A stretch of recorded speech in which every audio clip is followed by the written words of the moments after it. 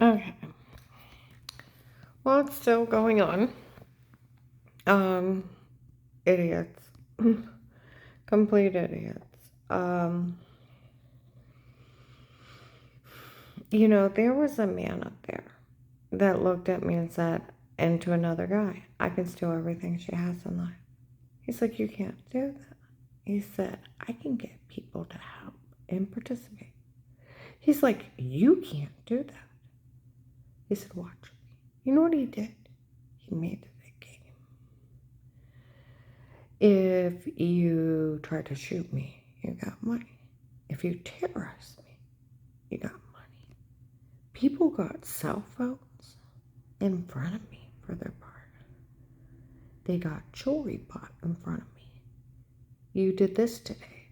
You can pick out whatever jewelry you want. You were the one helping out doing this today.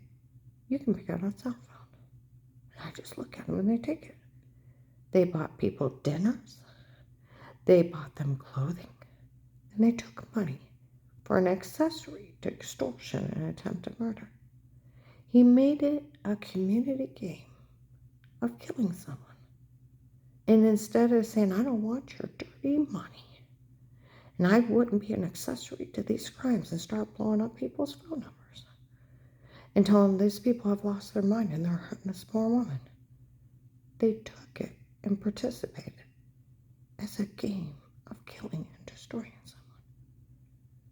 That's how sick all this is. April 14th, the 2 investigators from Canton, because Canton's been all over this. It's really sick what's going on. They really did have a man pretend he was FBI before she called that agent back. They had people pretend they were kids bad-mouthing her. And her kids didn't know anything about it. It's been the people hurting her the whole time. February 25th, 22, right before noon, one of my old neighbors. She lived 2 or 3 houses down on John Thomas. Thought I'd seen his car. Followed me around quite a bit. I'm tired of this. Those undercover police called up Will and told him she was lying. And he didn't know. I found out he didn't watch one house tape. So they get away with this. Her ex-husband showed up at a store in Ravenna, told everybody he didn't want it anymore, and asked everyone in that store to help. And it's been the people in the store doing it to her the whole time.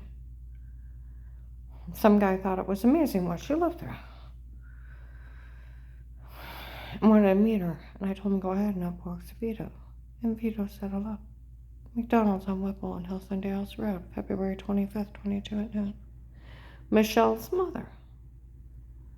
Memorial Day weekend 2019. Food counter, Walmart 62. A white woman, an African-American man screaming it out. For it's my daughter, her husband dates. He met her in Ravenna when she was having a stomach spell. It's for my daughter. They did all this for her, and our family watching her doing this. And for who's Karen's rich boyfriend but the state of Ohio who protects her, mocking me, screaming out in Walmart. Retired Judge Pete. He looks like a little white Santa Claus. Picture hanging on the wall. Friends with Judge Timothy Ludick up there. And they were joking around. Even Dixie knew Michelle. And John's kids called her Auntie Shell. That's where the mean games of pretend came in. But my unique case, I called the FBI. That agent had an officer talk to Dave. 4th Amendment. No warrants, no issues, without any affirmation or Miranda rights. No one talked to me. Nobody was allowed in my home before Will took my statement and that officer talked to Dave. It's the 4th Amendment. Nobody can just break in your home and watch you. It's a legal search and seizure. You have a right to privacy and safe and secure in your home.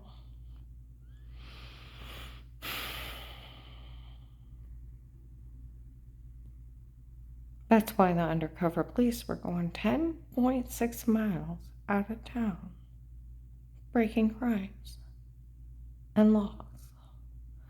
They were in the back of CSE Bank. They were in the back of Liberty House Share June of 19. The North Canton, Jackson police seen them, the Canton police, and the Massillon. Dixie seen their vehicle swarming. And they told everybody they were following me around to protect me. They weren't even allowed to take care of Will's case. It should have went to the Portage County Sheriff's. He called the wrong police station. Looked at a Ravenna address, called the courthouse, instead of switching him over to the sheriff's. We'll take care of it. Then just call him out, she's lying. And then that case was already open. A state case he created. Officers in uniform call it carrying around the house. What's that? One of us have to watch or listen to her every day. Protected like custody for an informant. The state won't close it till they catch those guys.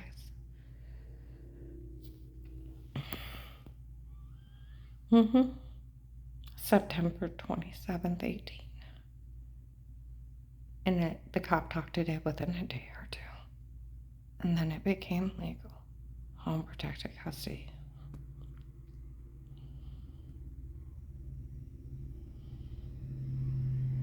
I have never been questioned of wrongdoing.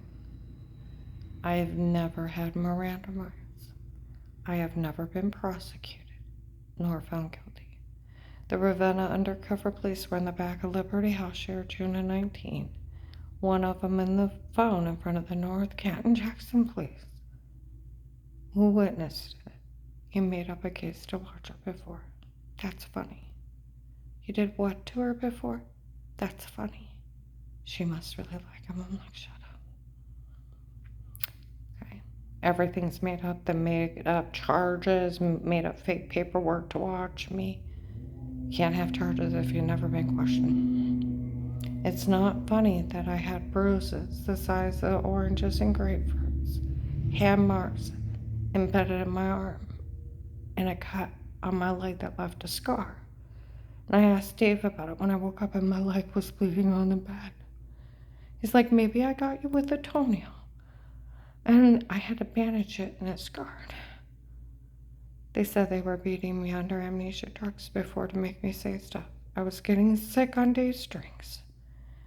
And then there was times I would go work in that canopy area. The big open trees that would encase themselves, cleaning it out. Come in and wash my hands, make something to eat, or use the bathroom. Wash my hands real good, sit down, take a drink, and get dizzy. And hours would pass, and I thought I was working too hard. And I found out they were amnesia drugging me. Now, when I found out everybody was going to lie on me, I taped Dave admitting it. He knew I never hurt anyone, and on more than one tape, he actually defends me. But my unique case with calling that agent, that protected live case, was open. Investigators were following everyone around. They found Melissa, my ex-daughter-in-law, friends with Michelle, the retired judge's daughter, Auntie Shell, and telling the kids to lie. And then on Thanksgiving of 18, that they wanted the house for Auntie Shell and Papa, and I needed to get out. And that they were making it, all that sick shit up. They found all the kids lying in 2018. And these people have ratted out Dave, they've ratted out the boys in the courthouse and the church people where I had the bruises. It was a free-for-all on me of hurting and destroying me for Nicole. You know, if Judge Peak, because it was a dirty little Aldi's, didn't have much money because he looked 70, and his daughter-in-law, or his daughter is only like 20 years old, they could have took up GoFundMe pages, car washes, bake sales. You didn't have to kill him for him, the wife. Nothing they have is admissible. And I have no charges. I never stood in front of a judge. I've never been questioned with Miranda rights or questioned of wrongdoing. So it's the made-up fake paperwork to make it look official to fool these people for helping. It's not funny they were stalking me in my home. It's not funny they photoshopped a shower scene and more than 10 men telling on them. And it's not funny that they admit to drugging me and tell me say shit before. And then they impersonating federal officers cutting me up on 12/21/18, and then rape and torture me and publicly humiliating me and made money off of it and made it a public game for people to make money out of helping it. It's sick on ungodly levels. Ungodly levels.